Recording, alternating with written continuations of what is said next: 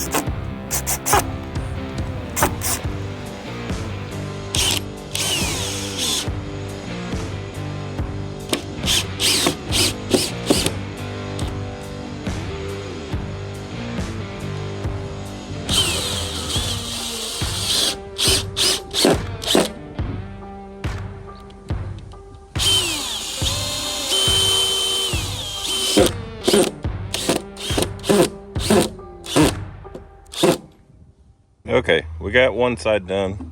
We've got the uprights cut for the other side.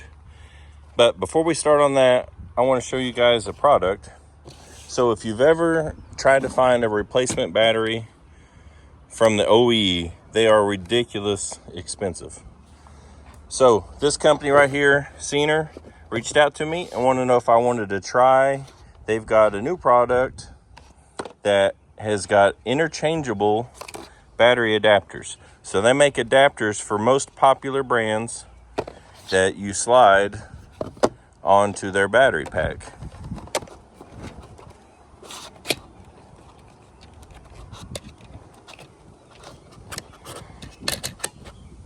And you've got a battery that will fit multiple.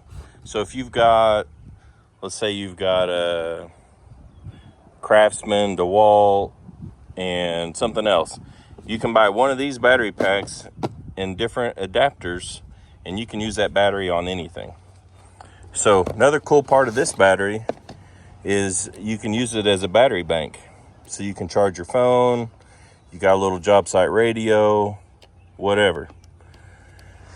They also have just standard replacement batteries. Like this is a big 8 amp hour DeWalt battery. It doesn't have the adapter on it. This is just strictly a DeWalt battery. These batteries work on the DeWalt charger. The ones with the interchangeable battery do not. You've got to charge them with a USB-C. So that's kind of a bummer, but if you've got multiple different brands of tools, and the plus side of being able to charge something kind of overcomes that. And this 8-hour amp battery, I've used it quite a bit, and have had no trouble at all. So I've put it on my little DeWalt air compressor, and I've aired up 3 or 4 tires with it.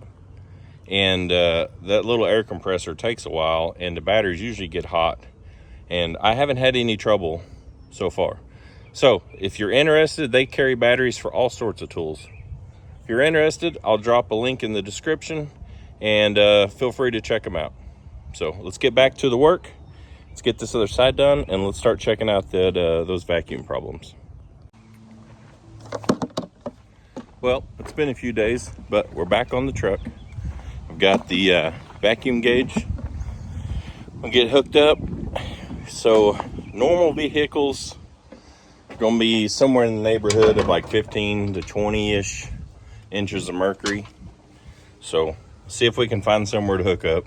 So we're going to try and find a intake port either at the base of the carburetor, which there's one right there where the light's shining, or on the intake manifold.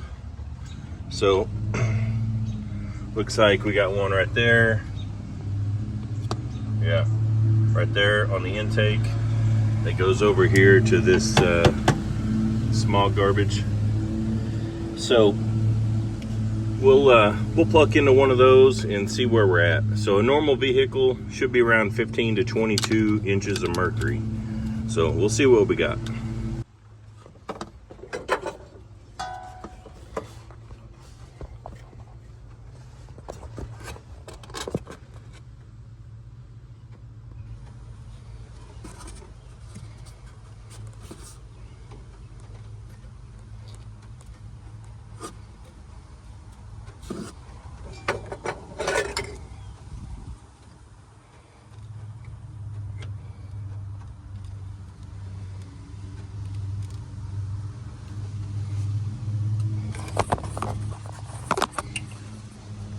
Okay, so if I don't tear up the gauge here. So this is a dual gauge for fuel pressure and vacuum. So we'll be watching this side over here, and let's fire it up and see what happens. Set this somewhere it won't fall.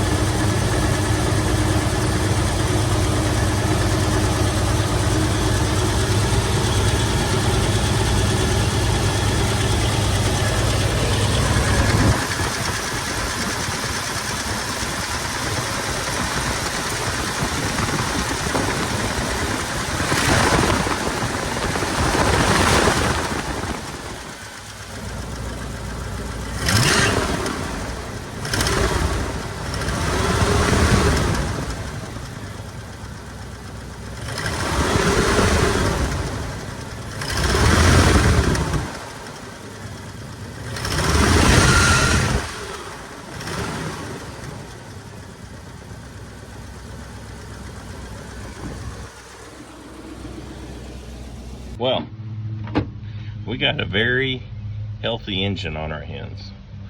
So we were running what, really close to 20 pounds of mercury, and that's as good as you're gonna get. And if you notice, when you rev it up, it'll instantly fall to 0, and then it'll restabilize. So if you crack the throttle and hold it, it should stabilize back to where it was, and it was doing that perfect. So not really what I expected. I expected some vacuum leaks, but vacuum leaks can be more than just hoses, vacuum caps, or stuff like that. Valves being worn out, rings, all that stuff can cause poor vacuum. So if you've got really good vacuum, then theoretically all that stuff should be in good shape. So got a very healthy engine on our hands, which I knew that. It's always ran great. The guy I got it off of took meticulous care of this truck, and he was the second owner. So, but that don't do anything for us on our hard start when it's hot. So I think we've probably got an ignition problem. Timing might be off, or the starter's just getting heat soaked. So I'm gonna get my hands on a timing light, and here in the near future I'll throw a timing light on it and see what is going on with the timing.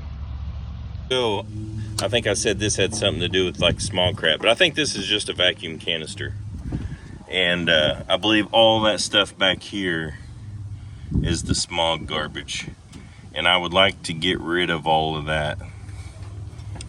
And I'd like to do away with this horrible air cleaner. And yeah, I really need a different carburetor. This carburetor is from eBay. It's like the third one of these, and they're just not very good. So still rolling around really what I want to do to change that, but oh well. But for now, no vacuum leaks.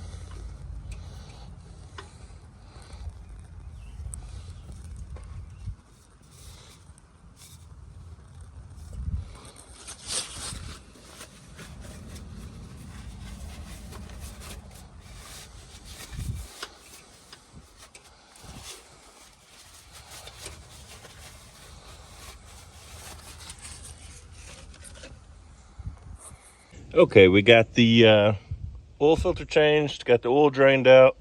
I wanted to get that done first so I wouldn't be laying in grease. We got the CEENR battery on the DeWalt grease gun, and we're gonna hit some grease certs, then go up top and put some oil in it.